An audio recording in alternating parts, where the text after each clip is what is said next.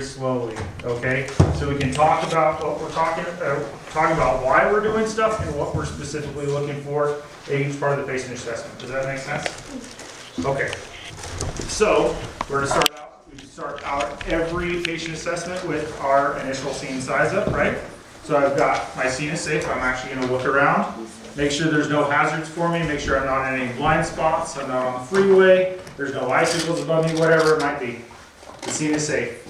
I've got my BSI on, I've got my gloves. I should actually put gloves on, but you just saw me do. My BSI is on. It looks like I've got one patient right now. I don't see anybody else laying around. I'm going to walk up to him and say, hey, my name's Aaron with Ski Patrol. What's going on today? Oh, I fell and hurt my arm. Yeah? Yeah. Okay. So right now I can tell that he's alert and oriented. Why do I know that? He's talking to you. He's talking to me, right? We already know that he's talking to me. What else can I learn right away from him talking to me? Airway. Airway, right? I know that he's got an open and patent airway. What's an open patent airway mean? Air moving in and You out. can breathe and not have a patent airway. He's protecting it, right? I don't have to do anything for him. I don't have to help him protect his own airway. I don't need NPAs, I don't need OPAs, I don't need to manually open his airway. Does that make sense? So by him breathing, I know he's alert and oriented, and I can say that because he's talking to me. I know he's alert and oriented, and I know he's got an open patent airway, and his breathing is adequate. It's in a normal rate. So that knocks out what? Our A. So B, we also talked about his breathing. He's warm, pink, dry, so his breathing is adequate. Sir, do you mind if I help you? No, please. Yeah? Please. Okay. Yeah. All right, so I've got my consent to treat, so we can give him permission. All right, and can I go ahead and check you out? Sure. All right, so I'm going to go ahead and just feel your skin. Oh, don't touch. No, this is it. This is the hurt, all right? I know. Yeah, I'm not going to You're not touch going to hurt you. me, are you? No, Okay. I don't do anything like that. Okay. So I'm just going to feel your pulse real quick. I feel it's regular, it's nice and strong. Am I actually counting anything right now? No, I'm just making sure it's nice and strong. I'm also feeling his skin tone to make sure he's not clammy and wet. Do I see any bleeding? No. No? You want some moist bleeding? No. So I can tell by his skin he's not cool and clammy, and I don't see any bleeding.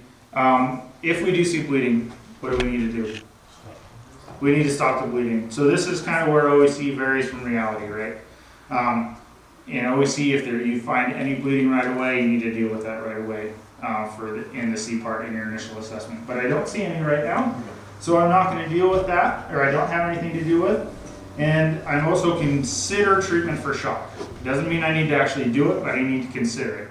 So when we're talking about shock, what is shock? Inadequate perfusion to the tissue.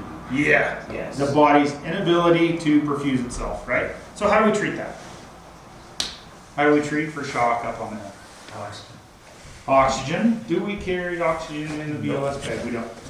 But it is a consideration. So when you're doing your assessment, I can say I'm going to consider treatment for shock. Right now, I don't think he needs any oxygen. Maybe later. Right now, he's not. So that's one of them. What else? Maintain his body quartet. Yeah, that's a huge one. Huge one. So we know in trauma, this is going a little bit outside OEC, but I think it's super important. We know that in trauma, the minute patients go hypothermic, their mortality skyrockets. I don't know if you guys heard me talking about that last week in Refresher at all, but it's true. So if we get our body temperature, we're normally what? 98.6 degrees. They found the minute a core body temperature reaches 95, the mortality just doubles, and we can't get it back. So a trauma patient is super important to keep them warm. So that should be a priority for everybody on the hill. How long does it take for somebody to get hypothermic on the hill?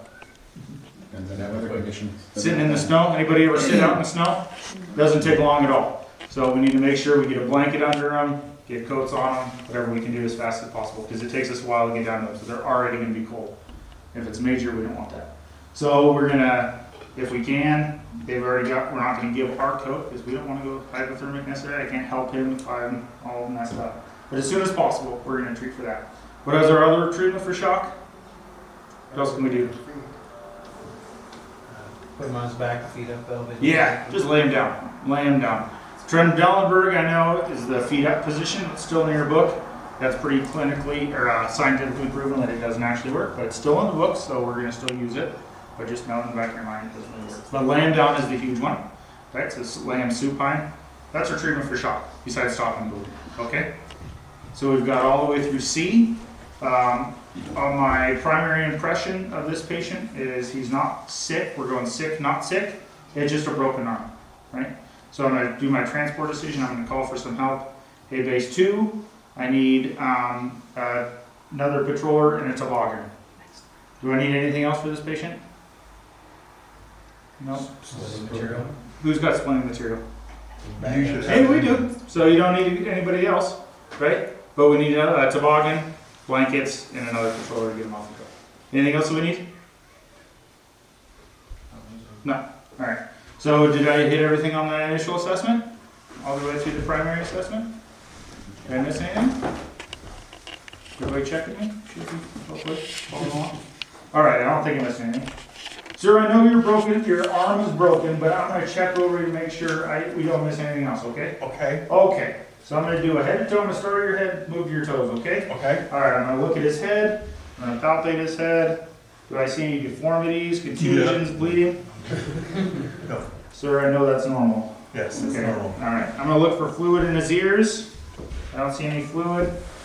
I'm gonna look in his nose, nothing, mouth, no blood, no missing teeth. I'm also gonna look at his eyes to make sure they're pearl, right? I don't see anything there. I'm gonna look at his throat, make sure there's no deviation in his trachea or distended neck veins. If you see that bad stuff, you'll recognize it when you see it. I'm gonna go down his back, right? So I'm gonna try to stay organized as I go down. So I did the head, head's done. I'm gonna go down his back real quick. Any pain? Nope. No? Nope, nothing? Nope. Okay. I'm gonna go to your shoulder. Anything here? Nope. All the way down his arm? Nope. Can you give my finger squeeze? Okay. Where's your arm hurt on that Right side? there. Right in the middle. Okay, so I'm gonna leave that one alone because I know it's broken. I don't need to mess with it. You go down this arm, anything there? Nope. But I am gonna ask you to wiggle your fingers and push like that. Okay. Good? Yep. All right. That's just your chest. I'm gonna press. Anything hurt there? Nope. All right, I'm gonna feel your belly, okay? Oh, good. Yeah, I know. Is it ticklish? Okay. Well, maybe a little. So when we feel a belly, we want 2 hands, just fingers, circle motion. Anything? Nothing? All 4 quadrants, right? Mhm. So how did you hurt yourself? I fell and stuck my arm out. You fell. Okay. So we know, what are we really worried about in the belly? Going a little bit deeper than the patient assessment, but it's Internal good. bleeding, any damage? Yeah, where? internal rings, Yeah. just like- What's the big one we gotta worry about over here? No? Over there. Yeah, what's over here? You should know, you work yours out a lot. Okay. What's the big one on this side? Spleen, yeah. So those are our 2 big bleeders that we need to worry about. If you see any bruising on there, if you did have any tenderness, what would I do? Rapid, go. I don't know. I'd probably do some more investigation, right? So if he said, say out. Expose maybe? Ow! Ow. Oh! All right, I'm gonna take a little look. You hurt me. at You that. said you were gonna hurt me. Well, I didn't mean to. Darn it. Quit being so sensitive. So I'm gonna actually look at your stomach, okay? Okay. So I'd actually, I'd actually visualize that. That could take a while. Does that make sense? So we don't need to do any visualization unless we find something. All right, so then we're gonna go down the pelvis, push in. They used to teach in and down. Do we do that anymore? No. You might still find it in your book, Thought so. but I don't want you to do it, okay? So the reason for this, if it's on the test, go ahead and do it. But this is beyond OEC. I don't want you to push down, because what are we looking for? Open fracture of the We're looking for an open book.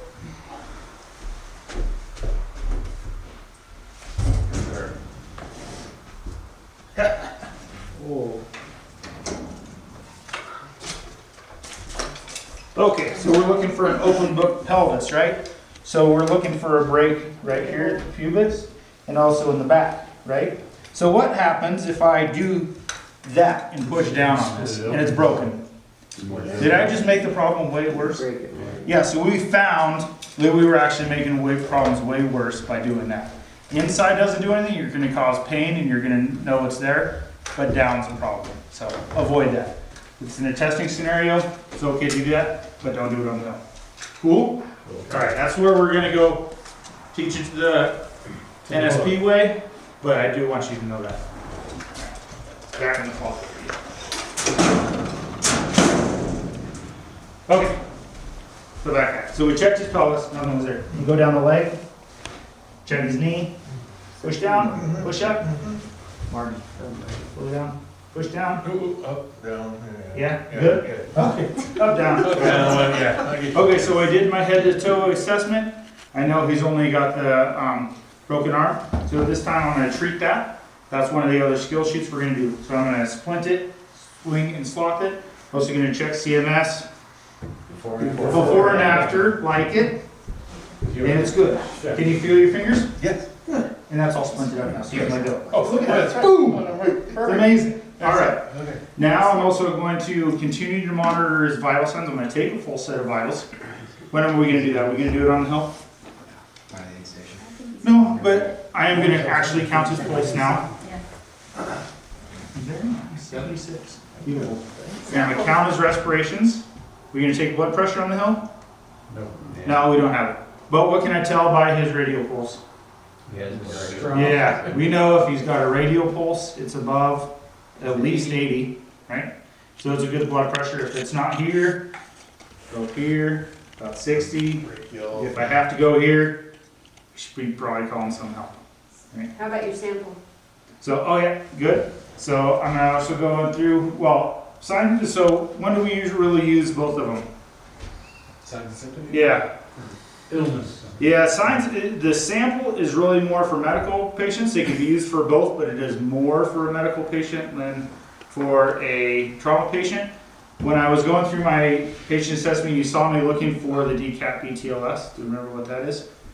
Deformities, contusions, abrasions, DCAP, bleeding, punctures and burns. Yeah, so we were looking for all that as a mnemonic.